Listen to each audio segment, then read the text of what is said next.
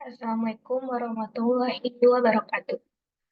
Saya di sini Amanda Auralia Setiawan dengan NIM 214122044.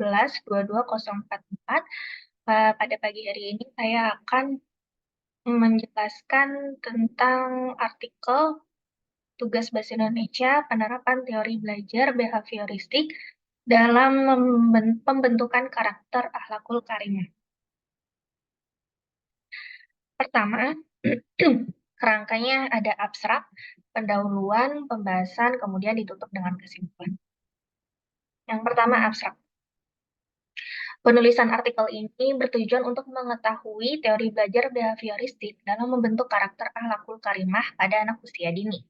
Untuk dapat membentuk pribadi yang akhlakul karimah, maka perlu adanya pembiasaan yang kontinu secara berulang-ulang dengan melakukan perbuatan berulang-ulang inilah, maka akan terbentuknya pembiasaan yang baru.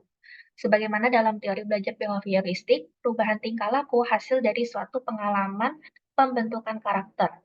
Dengan metode belajar behavioristik dilakukan melalui pembiasaan, latihan, peniruan, reward, dan punishment. Pendahuluannya, pada anak usia 0-6 tahun, anak cenderung merekam dan meniru segala perbuatan serta perkataan di lingkungan sekitarnya. Proses tumbuh kembang anak saat itu berkembang pesat, baik itu pertumbuhan fisik maupun psikis seperti moral, agama, kognitif, sosial, emosional, dan juga bahasa.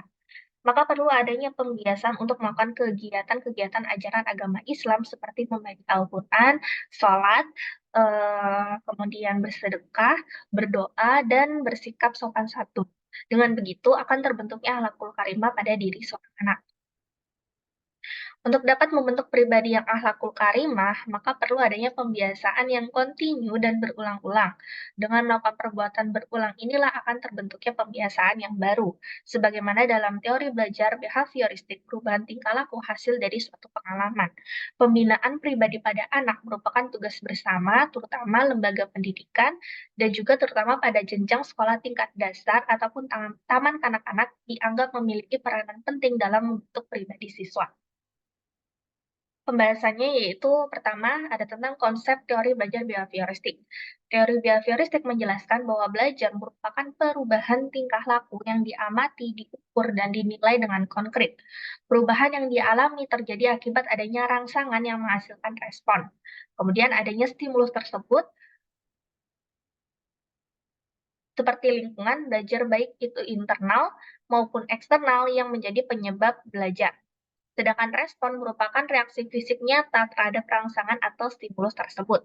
Sehingga teori belajar behavioristik merupakan penguatan ikatan hubungan sifat dan hasil dari stimulus respon. Kemudian ada metode teori belajar behavioristik. Yang pertama itu ada trial and error.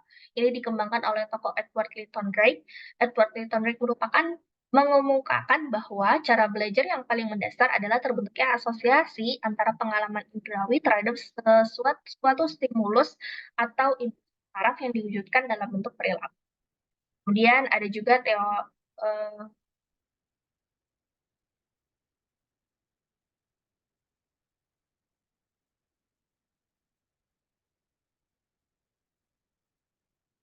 Kemudian ada teori belajar conditioning temuan Ivan Pavlov dalam eksperimennya dengan seekor anjing yang lapar. Saat itu teori yang dikembangkan disebut pengkondisian klasik untuk membedakan dengan teori pengkondisian yang lainnya. Berdasarkan eksperimennya, Pavlov menyimpulkan bahwa perubahan tingkah laku dapat terjadi melalui proses pembiasaan hubungan antara stimulus dan respon. Kemudian ada juga teori belajar behavioristik reward dan punishment yang dikembangkan oleh Skinner. Ia percaya bahwa penghargaan adalah elemen terpenting dalam pembelajaran.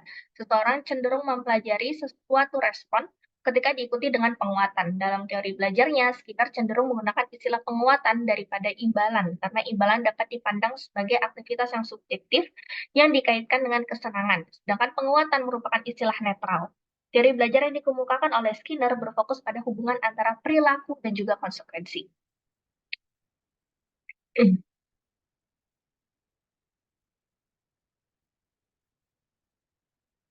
Kemudian ada teori belajar behavioristik modeling atau peniruan. Pada teori ini, Albert Bandura berpendapat bahwa pembentukan perilaku diperoleh dari adanya proses mengamati dan meniru.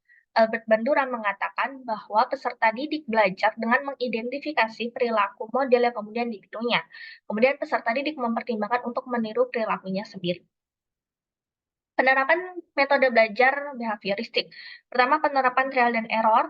Guru dapat memberikan kisah motivasi teladan atas sikap terpuji, serta memutarkan video tentang animasi kisah-kisah teladan. Sebagai tahap pengulangan, guru dapat memberikan latihan praktik. Kemudian, untuk penerapan teori belajar behavioristik yang conditioning, dapat melakukan seperti gotong royong bersama, sholat berjamaah, melakukan bakti sosial, melaksanakan sedekah setiap hari Jumat. Adapun kegiatan lainnya yaitu dengan memberikan program jurnal kepada peserta didik terhadap kegiatan yang dilakukan peserta didik di rumah. Kemudian untuk penerapan teori belajarnya dari metode reward dan punishment, yaitu dengan memberikan pujian atau hadiah sebagai bentuk keberhasilan ketika peserta didik dapat melaksanakan perbuatan-perbuatan yang terpuji atau yang baik, kemudian memberikan punishment jika ada yang melakukan perbuatan tidak terpuji. Kemudian ada penilaian dan modeling. Guru memberikan contoh sikap terpuji dan teladan secara langsung kepada peserta didik. Namun hasil yang didapatkan tidak instan sehingga butuh kesabaran. Kemudian kita telah di tahap terakhir yaitu kesimpulan. Teori belajar behavioristik merupakan pembelajaran yang menekankan perubahan tingkah laku peserta didik yang dihasilkan dari adanya stimulus dan respon. Untuk dapat membentuk karakter yang berakhlak mulia, dalam teori belajar behavioristik dapat dilakukan dengan adanya pembiasaan, pengulangan, latihan, peniruan, dan juga pemberian reward. Sekian dari saya, penjelasan tentang artikel yang saya tulis. Semoga dapat bermanfaat. Assalamualaikum warahmatullahi wabarakatuh.